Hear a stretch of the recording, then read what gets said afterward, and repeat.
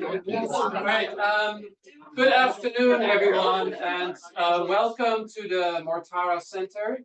My name is Eric Boutin, and I am, I should be speaking to a microphone. And I'm the director of the Mortara Center, and we'd love to welcome you all here for our favorite event of the year, which is the Lepgold Prize Lecture.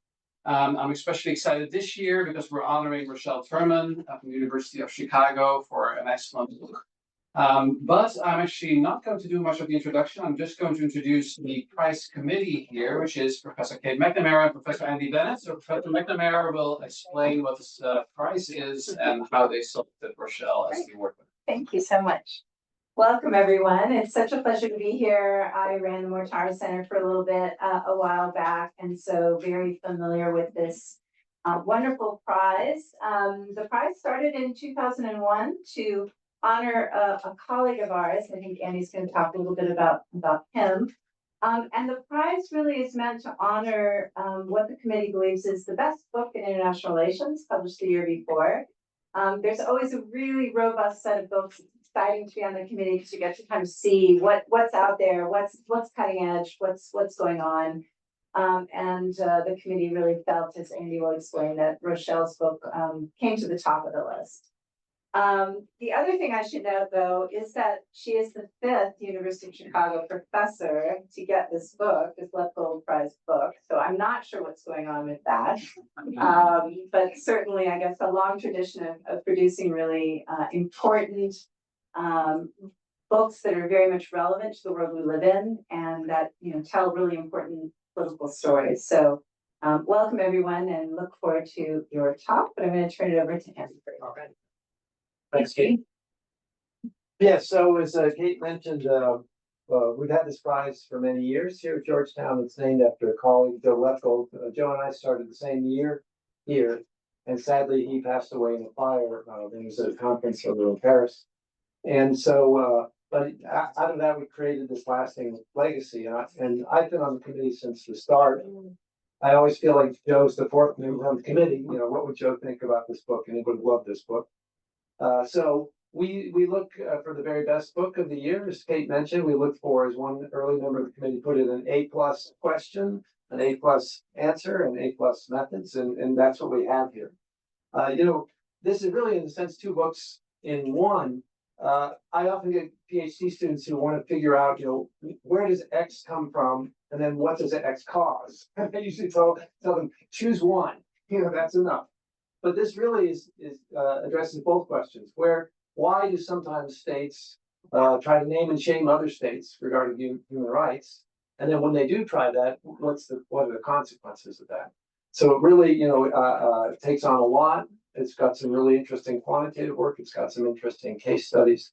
And it's like many of the Lepgold Award winners, it's a multi-method book. So with that, let me, since I'm the tallest of the committee, I get to put the medal on the shoulders of the prize winners. If you could come up.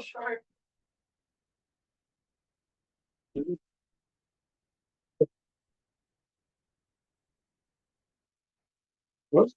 There we go. Should I come in? Yeah, sure. Okay. Eric, and I should also mention, importantly, that the book is for sale outside. And actually, if you're curious, above where the book is for sale, there's a vitrine that has a lineup of all the different books that have gotten the Lepgold Prize over the years. So check it out. Okay, thank you so much.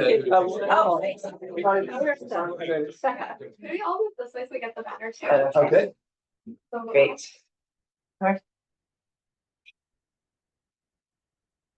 Thank you. Okay. Thank you.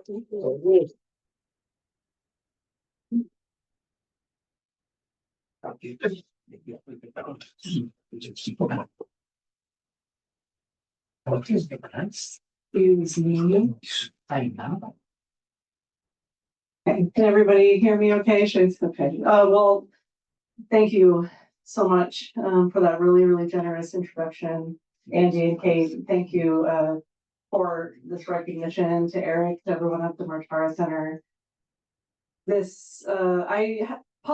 think I submitted the proofs of this book around the same time that I had a baby, my first son. And someone asked me recently what was more difficult, writing a book or having a baby. And I had to think about it for a long time.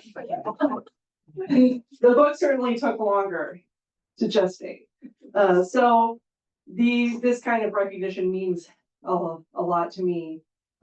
It's very motivating after all was a hard, kind of arduous slog that is, as anyone who's written any kind of thesis knows. And I'm just feel very motivated and fired up and inspiration for the next project. So thank you. And thank you to all of you for coming. I know that it's been perhaps an exhausting couple days for many of us. And so I really appreciate you contributing your time and attention to this event.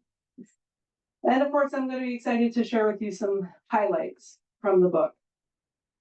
So to begin, let me just give you a brief overview of what I will be discussing today. So this project speaks to the literature on international norms and human rights, which for the last 3 or 4 decades has argued that international naming and shaming can be an effective tactic to promote human rights conditions around the world. And my research agenda challenges that conventional wisdom. In many cases, I argue shaming not only fails to induce compliance, but incites a backlash, provoking resistance, and in some cases worsening human rights practices. So the main questions that I seek to answer are, when does shaming happen? And when does shaming lead to an improvement in human rights conditions? And when does it backfire? So to get there, I'll first explain a little bit about what I mean by human rights shaming. And then I'll lay out what I call a relational theory of shaming that provides a framework to understand both the causes and the consequences of human rights pressure. So we'll first look at, why do international actors shame and how? And then we'll kind of switch gears and ask how shaming influences the behavior of the target state. Now, the book uses a range of evidence, as Andy mentioned, but today I'll highlight just one piece, which uses cross-national data from a United Nations mechanism called the Universal Periodic Review. And then I'll close, of course, by talking about some of the larger implications. And I really look forward to hearing any questions or feedback that you might have. So throughout this talk, I use terms like naming and shaming or criticism, normative pressure interchangeably to refer to the public expression of disapproval of specific actors, namely governments, for perceived violations of appropriate conduct, in this case, violating human rights standards. So there are 3 important elements to keep in mind here. 1, it has to be public, there's an audience involved. There's a naming element, the goal, identifying specific violators. And then there's, of course, the shaming element with the goal of kind of embarrassing the target into complying with the shamer's demands. Shaming, as many of you know, has attracted a lot of attention in international relations. When a government violates the rights of its citizens, the international community, meaning states, non-governmental organizations like Amnesty International, media outlets, experts, can respond by coming together and exerting moral pressure on that government from the outside. So shaming can be done by many different kinds of actors. But in this project, I'm going to home in on shaming between states. And that's because states play an outsized role, as we know, in world politics in general and in norm enforcement in particular. For scholars of international relations, there are really 2 big questions about this process. First, why do states shame? Who do they shame? When do they shame? How do they do it? What do they focus on? And second, does shaming influence behavior and how? Now, on the second question, the consensus in some areas of international relations has been that shaming really is one of the best tools that we have to combat human rights violations. The idea is that shaming imposes social costs. It damages the target's legitimacy and reputation and deters norm violating behavior. It could also mobilize domestic opposition in the target state, which puts pressure on policymakers from below. So there are, a number of different mechanisms at work here, but they all tend to point to shaming being effective. On the other hand, many people have begun to question that conventional wisdom, and the critical insight here is that states can and do resist shaming pressures in a number of different ways. And in some cases, they may even double down or intensify violations as a result. So there are all sorts of really interesting normative questions that we could ask about this, but what I'm really interested in is this empirical puzzle. Why does shaming appear to result in compliance in some cases and resistance in others? And that's the main motivating question for the book. So I'm not going to lay out some of what I call a relational theory of shaming that provides a framework to answer both of the questions that I described earlier.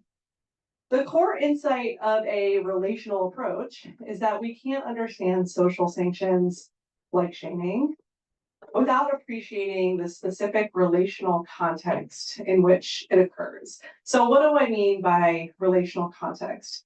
I think it's actually quite intuitive. States rely on other actors for things that they care about. Those things could be material in nature, security assistance, trade, things like that. They could also be intangible benefits, things like status, esteem, recognition. The point is that all of these goods are relational goods. You get them through an established relationship. And because states value those relational goods, they value the relationship. And because they value the relationship, they want to maintain that relationship. And so they try to avoid alienating their relational partners and thus undermining these goods. So the main point is that, or the main expectation, is that differences in the nature and the strength of those relational ties will affect both the onset and the consequences of international shaming. In other words, relationships moderate the actions of both the shamer and the target. So I want to dig deeper now into the decision-making of a potential shamer. Let's say a state is trying to decide whether or not to criticize a perceived violation. It's kind of surprising that states choose to shame at all when you think about it, because the act of sanctioning is potentially costly. I might avoid confronting someone that I see littering in the park, for example, because I'm scared of how they're going to react. And that's especially true of world politics. So think about when the United States considered shaming Saudi Arabia over the death of Jamal Khashoggi in 2018. The Trump administration, and actually later the Biden administration, was very reluctant to do that. And that's because human rights are a touchy subject. And Saudi Arabia is an important US ally, and did not appreciate being criticized in this area. It actually threatened to retaliate economically. So the point is that shaming can risk blowback, and those enforcement costs lead to the temptation to kind of just ignore the problem, to free ride, to hope that someone else is going to address it. And yet we still see states shame all the time. We see shaming happening regularly. And that's because those enforcement costs can be overcome with benefits, 3 kinds of benefits. The first kind of benefit comes from just deterring unwanted behavior. I prefer the anti-littering norm because I don't like being surrounded by trash. And so maybe I'll risk it to yell at my neighbor when I find her littering, just because I just want her to stop. So I call these behavioral preferences because they have to do with the behavior in question. That said, the logic of behavioral rewards is not completely satisfying in many cases, and human rights is a great example. Political leaders may care personally about human rights, but they may not necessarily have a national interest in the human rights practices of other countries. And yet we still see them shame other countries. And so the point is that behavioral preferences are important, but they're not the whole story. There are two other kinds of benefits to shaming. And unlike the first type, the motives that I'm about to discuss are not behavioral in nature. They are social in nature. That is, actors will shame not because they expect that shaming will deter violations, but because they expect to accrue some kind of social reward for publicly enforcing norms. So the first of these have to do with meta-norms. Meta-norms are, in essence, norms that demand the enforcement of norms. The kind of social pressure to punish violations in front of an audience. Okay. So here, actors will bear the costs of shaming in order to signal that they themselves are reputable, good, play by the rules, trustworthy, and so on. Excuse me. I think in maybe common parlance, some people might refer to this as like virtue signaling, that on an individual level, perhaps. But they also, these meta norms operate on an international level. That is, governments feel they have to pay lip service to the human rights regime, human rights discourse. And one way to do that is to shame other countries for violating human rights norms. So they kind of do this in front of multiple audiences, especially their domestic audience, who are genuinely committed to human rights. We see that kind of thing happen all the time. Think about, for example, during the Cold War, we shame Russia, not only because we want them, USSR, not only because we want them to change their behavior, but maybe because certain political leaders at home earn some kind of public support from doing that. And then finally, shamers can benefit from stigmatizing the target. We might want to stigmatize people that we're competing against, or that we have an adversarial relationship with, or belong to some enemy outgroup. And in the international realm, leaders often denounce human rights, not because they necessarily care about human rights, but because they want to inflict political damage on foreign adversaries in order to increase their own bargaining power.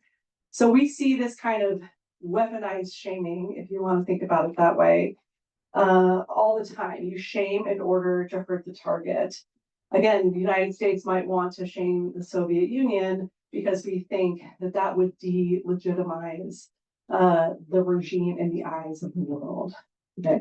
So once we consider these two social motivations, it's no longer puzzling why states would choose to enforce international norms like human rights despite the costs.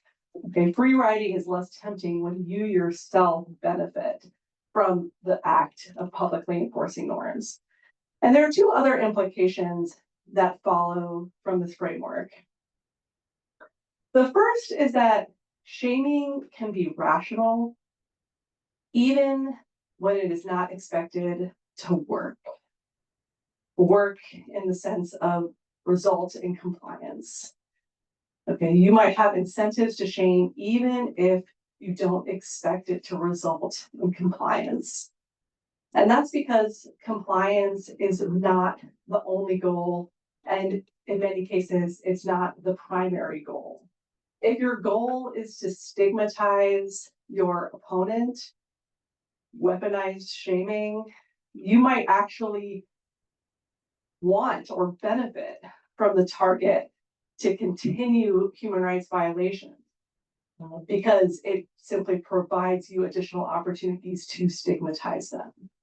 Okay, so it makes perfect sense why leaders would continue to shame even if those efforts fail to change behavior.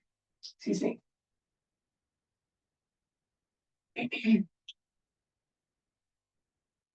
I always feel like Marco Rubio when I have to stop the talk to get a glass of water. I don't know if anyone remembers that. Okay. Okay, the second implication is that states tend to shame their rivals, their adversaries, or enemies more often and more harshly than they do their friends and their allies and their partners. Why? Because the cost and the benefits to shaming a friend is just going to be very different than the cost and benefits of shaming an adversary. Shaming a rival is less costly. Typically, states don't really care to maintain a relationship with their adversary. And so if shaming damages the relationship, that hardly imposes any costs. And states tend to only criticize their friends when they hold a very strong preference for the norm that they're enforcing. And even then, they'll often take steps to do it in a nicer language, in a less offensive way, in order to maintain that valued relationship. Okay, so I spend a lot of time talking about why states shame. And it's important for understanding why and when actors shame, because different kinds of social pressure are going to lead to different outcomes. So I just want to take a minute now to talk about how shaming, look at the target of shaming and how shaming will actually affect behavior. So the key point here is that the effects of shaming are also conditional on the relationship between shamer and target. Shaming coming from strategic partners is more costly.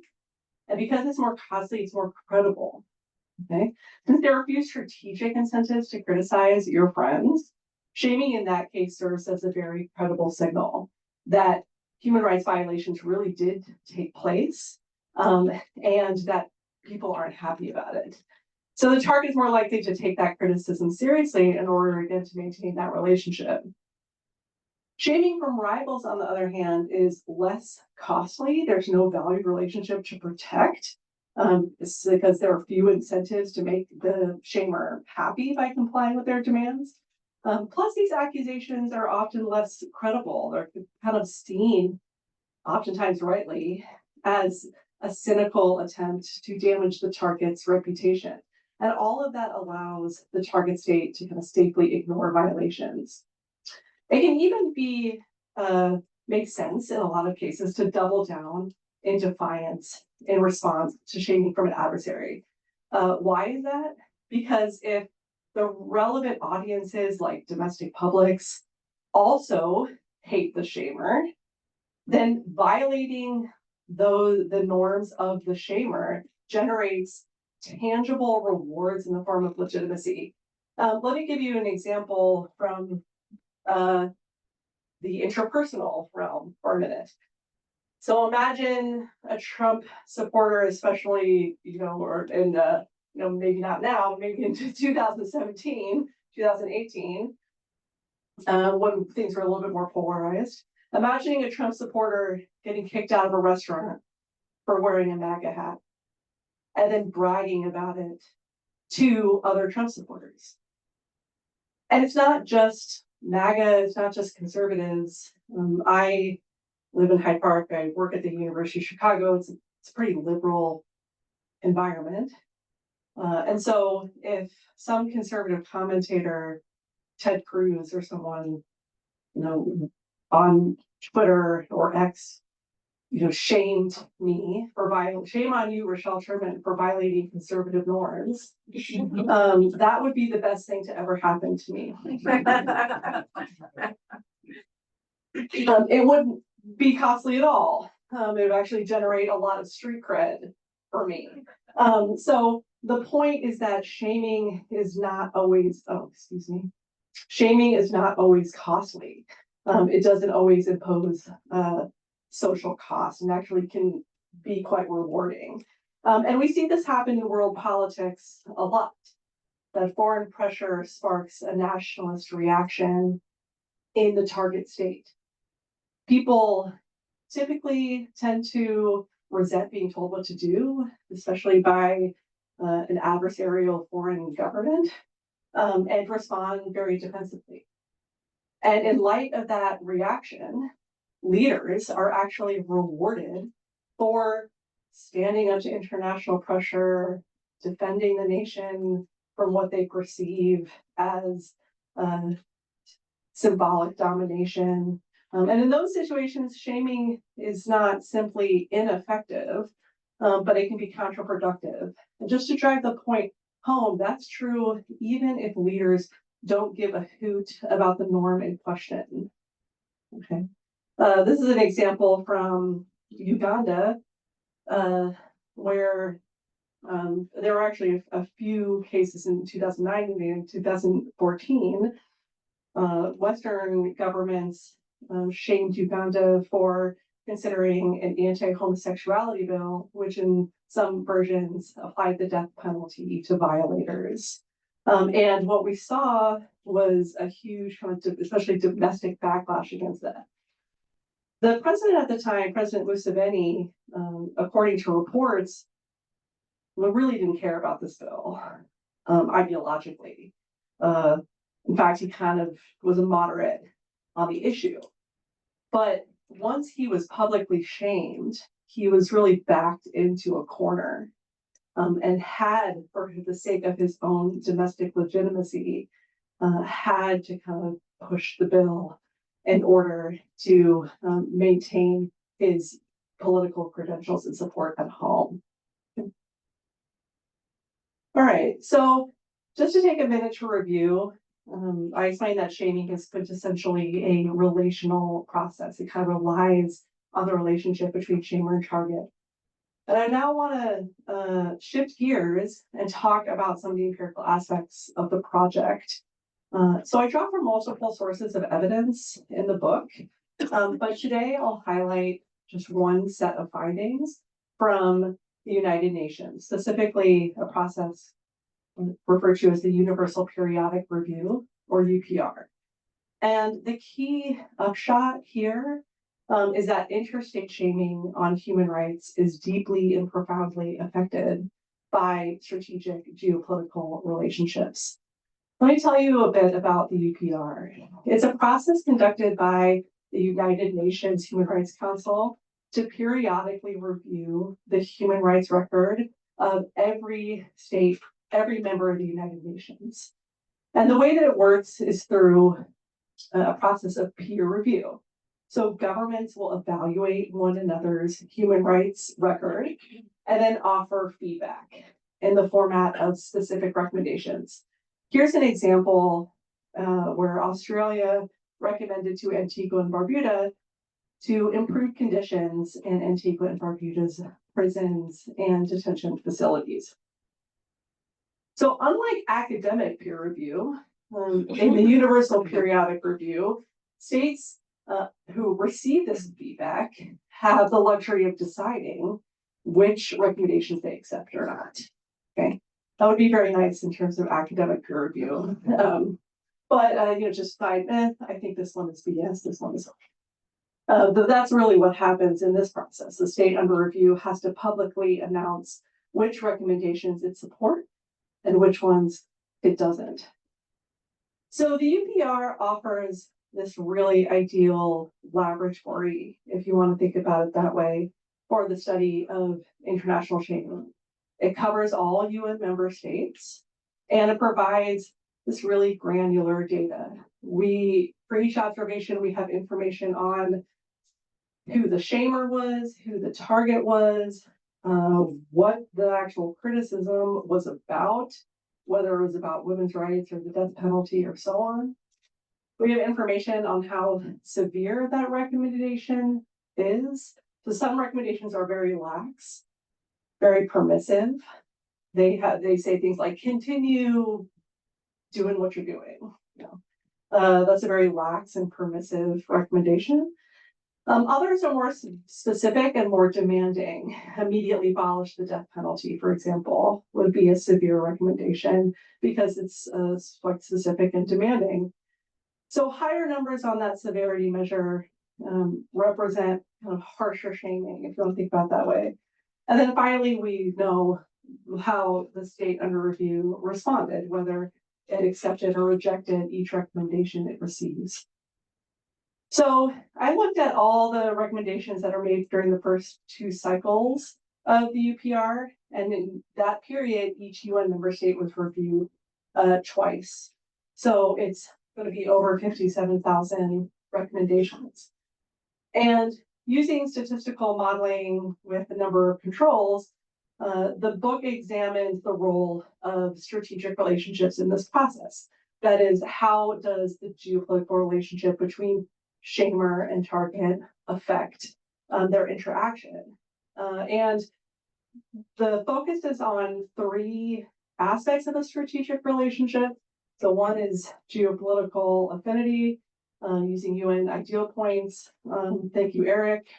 Along with hundreds of other IRA scholars who use these data. Another is formal military alliance and material dependence and the form of exchange of arms. There are 2 main sets of findings here. So the first is that states tend to go easy on their geopolitical friends.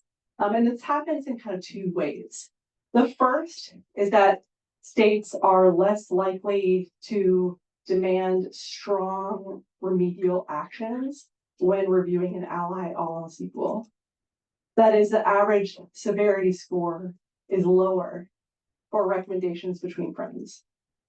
Second, states tend to avoid highly sensitive topics. That is, those topics that threaten the regime in a direct way or implicate government actors in a direct way, in favor of more issues that are more politically digestible. Let me give you an example. The United States criticizes Saudi Arabia quite regularly on the issue of women's rights.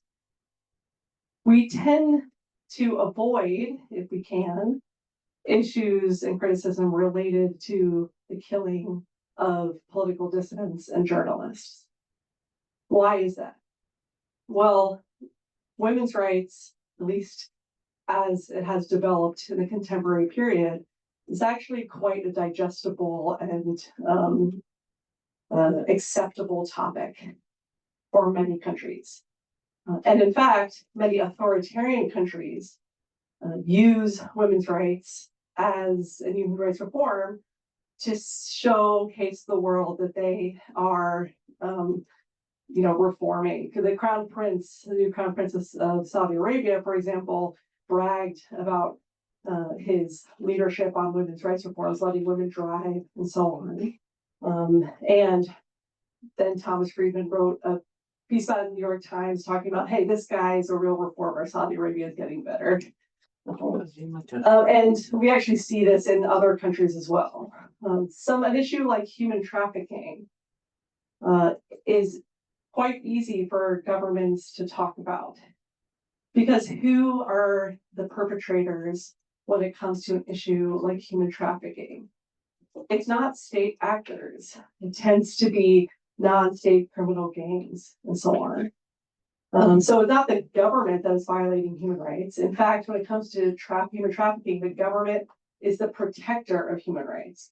And how do they protect human rights? In that case, by expanding state control, by expanding their police power, by doing all the things that they wanted to do anyway. The point is that not all human rights are treated equally when it comes to political sensitivity. And at least what we're seeing in the UPR is that states want to say that they're criticizing their friends in order to collect those meta norms that I described earlier, but they'll do so by shying away from issues that are going to make their partners angry, namely issues having to do with torture and other extrajudicial killings, civil political rights, and so on. Okay, so that's the first finding, is that states tend to go easy on their partners. The second finding is that when governments do criticize, their recommendations are accepted more often than substantively identical recommendations that come from adversaries. So in other words, if I am a state under review and I receive two recommendations that are verbatim identical, but one is coming from a friend, one is coming from an adversary, I'm going to accept, or likely to accept the one that is coming from a friend. In other words, the critic matters just as much as the criticism. So to wrap up, this project tries to rethink the politics of naming and shaming. Shaming is a deeply political process. It operates through strategic relationships. And it's worth pausing here just to make a note about how this relational theory might differ from other explanations. Many existing explanations on shaming tends to focus on the substantive attributes of states. States resist shaming because of their political institutions. States resist shaming because of their culture. States resist shaming because of the amount of power they have in the international system. All of those have to do with big state attributes. But in this theory, both the causes and the consequences, reactions to shaming, are generated through a process that is endogenous to the strategic interaction between shamer and target. In other words, adversaries are quick to condemn human rights abuses, but often provoke a counterproductive response. Allies are the most effective shamers, but they're reluctant to do it in the first place.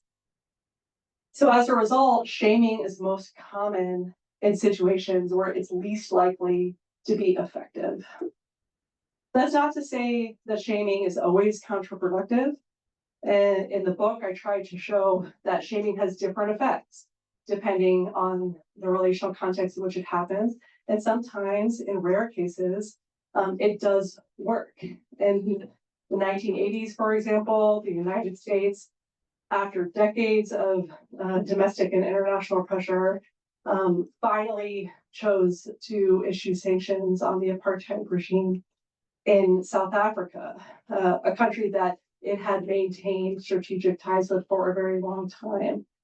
And in doing so, they were effective, not because of American moral credibility per se, but precisely because they had avoided doing so for so long due to that strategic relationship. So to the extent that international pressure works some of the time, it actually hinges on the politicization of the system. I think many of us, understandably, would look at this and say, what we really need is to make the human rights regime less politicized, less political, more fair, less selective. And unfortunately or unfortunately, when states are judge and jury, the only way that shaming can work is when it relies on geopolitical leverage. That is, governments have to drum up the political will to put their strategic interests on the line. So thanks, I'll end it there, and I look forward to hearing any questions or feedback you might have.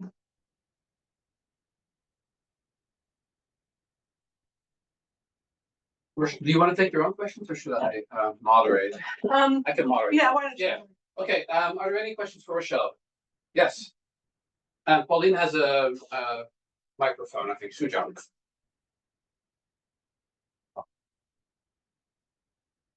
Thank you very much, Rochelle. I really enjoyed the presentation, and I really love also reading your other articles.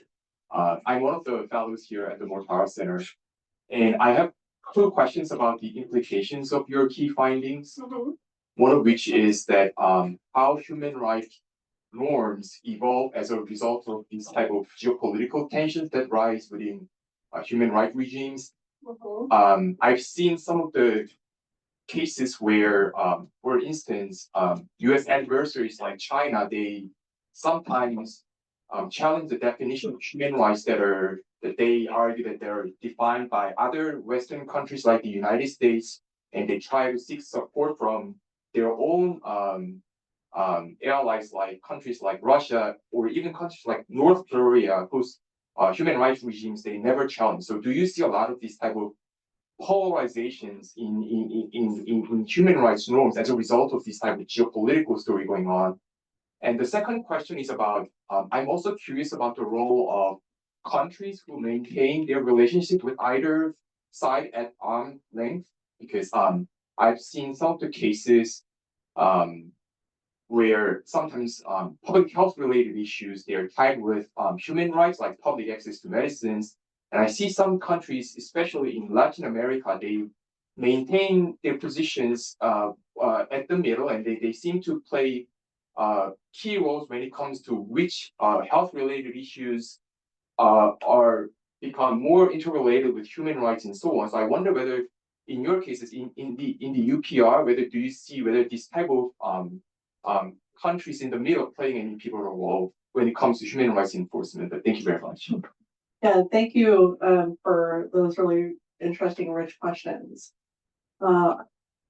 Your first question, as I heard it, has to do with the evolution of human rights norms in the shadow of this geopolitical conflict and cooperation and dynamic.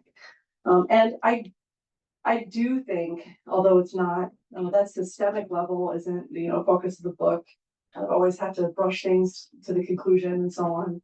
I do think that there are some implications in that respect. So for example, I mentioned women's rights.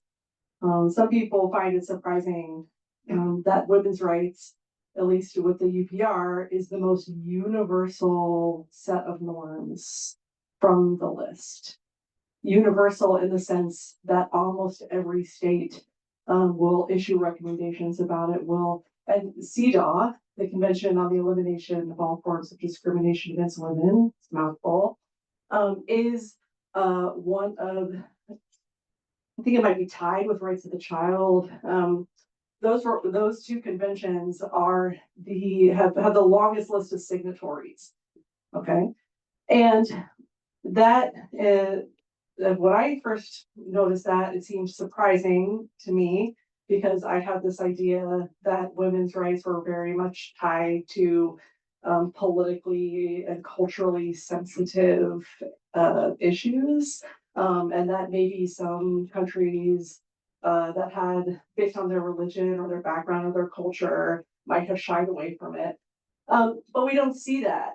And the reason for that is because women's rights have become, in some sense, very depoliticized and neutered over the last few decades. It didn't have to be this way. Women's rights, if you look historically, some forms of women's rights advocates were very confrontational with the state, but the form that it's taken now is let's protect the poor widows or victims of domestic violence that occur in the private sphere. Does that make sense? And I think that part of that story has to do with what is in the interests of especially a lot of kind of middle powers and states in the global south to talk about. What kind of women's rights do they want to talk about? And then, of course, we see this happening on a bifurcation or kind of polarization. The United States is not going to push anti-death penalty norms. It's just not going to do that because we maintain the death penalty in this country. We are not necessarily going to push for socioeconomic rights, a very robust set of socioeconomic rights, because we don't do that very well here. China is following a similar strategy in the sense that it might talk about some issues over other issues, depending on which ones make it look good or serve their political interests. And I think that as my expectation would be that as you see more and more international polarization, then you will see also a polarization of human rights norms as well. The second question I might punt because I don't know very much about health, public health, but I also would want to ask you more questions about what you're thinking. So maybe we can talk at the reception. George Shambaugh? Oh, sorry, Onita was first. Already has the microphone. Go ahead. I did not see that. Thank you, Rochelle. Eric will be happy to know I found your presentation very clear and informative, and I did not get confused. I get confused even. One quick clarification question, and then the UPR. I don't know much about this. So when countries accept, does that mean do we have data that they actually enforce them? And then my question is, what is the role of the shamer, who the shamers and regime type? So as you're presenting your very clear presentation, the story I have, and probably a lot of us have in our head, is the shamers are big geopolitical powers like the US, and the ones that are shaming are weak, mostly authoritarian countries. But what happens when that changes? Either authoritarian countries, I don't know how often they shame other authoritarian countries, but especially when authoritarian countries shame democratic countries, like what happened with the tit for tat between China and the US. I mean, I know I was like, oh, that's true. We have tons of good point. And so, you argued that there's less cost when we shame adversaries. So I'm just wondering in the book if you deal with this regime type. Sure, yeah, great questions. So when a country accepts a recommendation, in theory, they are supposed to implement that. They have voluntarily assigned themselves to implement that recommendation and have to follow through on it in their next cycle.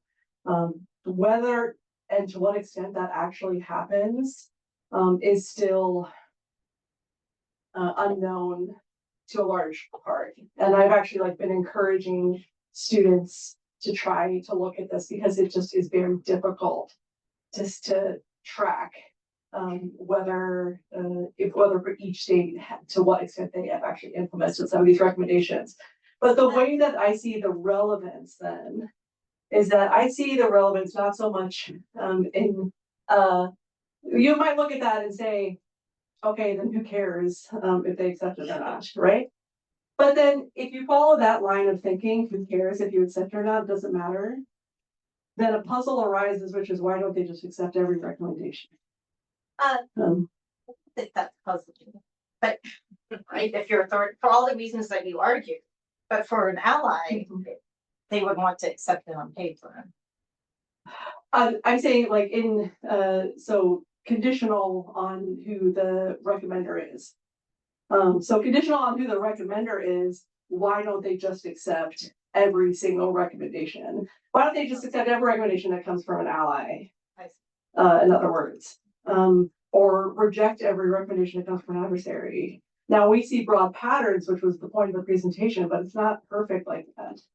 And that's because there are other kind of standardized patterns for which ones they accept. The United States will not accept recommendations that call for the elimination of the death penalty. Russia is not going to accept recommendations saying that it, apologize for its atrocities in Ukraine, regardless of oftentimes the recommendations wouldn't come from allies in the first place, but even if they did, they wouldn't accept them. So I at least take it as a signal, if an imprecise one. I do actually think, I know this is very unfashionable to say, but I do think that oftentimes they accept recommendations because they intend to implement them. Okay.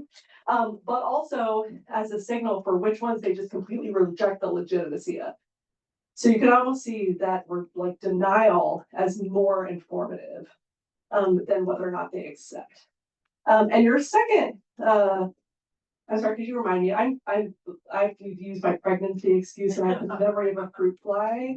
So could you just say a couple words to remind me? The shamer, who they are, authoritarian regime. Oh, right, I guess, okay, I got it. So there have been a lot of really interesting papers about the UPR, but also in general about when authoritarian countries shame other authoritarian countries, if there's a tit for tat type of or a mutual protection mechanism and so on. But there are a couple surprising things that we see. One is that it's not actually the case that the United States shaming everybody and no one's shaming the United States. I think the United States is one of the most shamed countries, both in the UPR and by Amnesty International, actually. And a lot of it are from these weaker powers. And I think part of that is just that the United States just doesn't care. And those weaker powers are buying into those meta norms that I discussed. So those weaker powers, they don't actually expect the United States to comply with their demands. They're doing it in order to show like we're sticking it to the bully for other audiences. So that's one complication. Another complication is that regime type. It might have an effect, but it doesn't necessarily have the kind of effect that you would expect in the sense that democratic regimes are the most effective or are the standard bearers or things like that. And that's what I'm really trying to do, at least from the theory, is to say, yes, regime type is important, but it's a substantive attribute of the state. It's not a relational characteristic. A relational characteristic would say, yes, you're an authoritarian regime, but that doesn't determine your behavior. What really matters is the relationship of the other parties involved. George and then Marina Henke. So I appreciate that you're looking at, by the way, thank you for this, it's wonderful. But I appreciate that you're looking at interstate behavior. But you mentioned Amnesty International just now, and you started with Amnesty International. And if I look at some of the worst humanitarian crises around the world, it was Amnesty International that broke the issue with the Rohingya in Burma. There was the World Food Program USA that brought out information about what's going on in Yemen. And then if you think about other NGOs, it was US companies moving into Korea for the first time in 1997 that enabled women to move from being servers of coffee up into higher echelons of corporate status, all of which were part of shaming, but not by national governments. So the question is, can you expand the scope a little bit and kind of speculate on how your model would apply to NGOs, and does it matter if the NGO is global or if it's US or if it's state specific? So then kind of do your dynamics change? Yeah, thank you for that question, because it gives me an opportunity to opine on this, which I try to do, again, the conclusion of the book. So I actually came to this project. I was speaking to some of your wonderful graduate students earlier about how I came to this project, and it was originally because I was working for a human rights organization in college and after college. And so that's actually where my original interest was.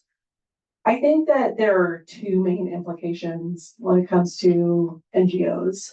Okay, so the first is, for a long time, we've had this model where we think that international shaming, whether it comes from states or whether it comes from transnational organizations or your amnesty types, what it does is it's going to empower local activists on the ground. That is going to help them mobilize, it's going to project legitimacy, it is going to strengthen their efforts. And that was actually one of the main thinking points that got me into this project. Because at least from my lived experience, I did not see that happening. I saw, in fact, it was quite the opposite in some cases, that international shaming from especially the global north, again, whether it's from governments or non-governmental actors, actively undermined the efforts of local activists, that it hurt their credibility, hurt their legitimacy. And we do see that to some extent in some of the other chapters of the book. In one chapter of the book uses survey experiments, where it actually involves a non-state organization. And one group of respondents, they were told this organization was working globally to prevent human rights atrocities. And in another condition, they were told that it was focused on the United States in particular. This was a sample of Americans. So same norms, same actor, but once the Americans were told that they were targeted, they were less likely to donate to that organization. So that tells me that these local actors or even international actors are not always strengthened by shaming. The other implication is that then what does the Amnesty International, the Amnesty Internationals of the world do? What are they actually doing? What should they be doing? And what role do they play? Because I don't think that Amnesty International and other organizations are effective by convincing or persuading leaders in the target state. But where they can be effective, in my view, is by mobilizing those meta norms. So to go back to the Jamal Khashoggi example, the United States, as I described, is very hesitant to shame the Saudis. But to the extent that they were willing to do anything, it was because of mass mobilization in the United States that was fueled in large part by civil society actors like Amnesty International, Washington Post, and so on. So my advice for those global organizations would be to focus their efforts on countries that have a relationship to the target regime. And I think you're seeing some of that now with Israel, for example. There have been a lot of people that are mobilizing the United States administration. And that's in my view, they would actually be most effective because it's the United States that has the power to actually make the change. So next up is Marina Henk, who is a former Lepgold Award finalist. Sure, very much so. So congratulations. I know it feels it's a great reward and really fascinating discussion. I want to build a little bit on this kind of like dynamic of domestic pressure on governments because I'm not fully convinced yet. So you say, when allies shame, compliance is higher, and then you focus on the relational theory and like relationships. But what we know also is that if you have a close relations, you exchange a lot of information. And, I saw how the German government was trying to shame China based on these kind of domestic pressures. But what happened then was that basically the German government would go to the Chinese government and say, we have this domestic pressure group here. It's not so happy about, what you do in Xinjiang, but you just make a little announcement now because we have these local elections. Or if you have, make a little statement here, it will be fine. Meaning they exchange information on what, the German government thinks is necessary to appease this domestic interest group. Okay. And so that's why, I want to get your opinion on it. Doesn't the relationship actually diminish the power of these domestic interest groups? Oh, 100%. I mean, I agree with every word that you just said. And it makes at least intuitive sense to me in that kind of relational framework. Because again, allies they may be the most effective shamers, but they're also the most hesitant ones. And so if they're going to, if they think that they can get away with appeasing their domestic pressure groups in a way that doesn't actually alienate the relationship or achieve any real change, they're going to do that. They're going to do that. And I mean, another example of this kind of maybe pathological dynamic is when domestic pressure groups pressure the United States, for example, to shame Iran. That's another kind of case study in the book. In my view, the United States was not effective shaming Iran. And even some diplomats understood that around this particular case. Some diplomats understood that they shouldn't, that they were more effective behind closed doors, but they had to appease those domestic groups. So I'm certainly not saying that domestic pressure will always be effective. But to the extent that they can hold their own governments accountable to not let them get away with, stuff like that, that's at least their best chance. But then, how would you qualify with just that before that the function of Amnesty International is mobilize those domestic interests, but under the condition that they have such a voice or such power that they can be appeased by the private information to the government might relate to the you know, like the offender. My only comment would be, that, very often they do appease them. And the only way to get around that is to make sure, that those domestic actors don't let the Germany in this case get away with it. Because and I'm not saying it's common, and this is a very difficult thing.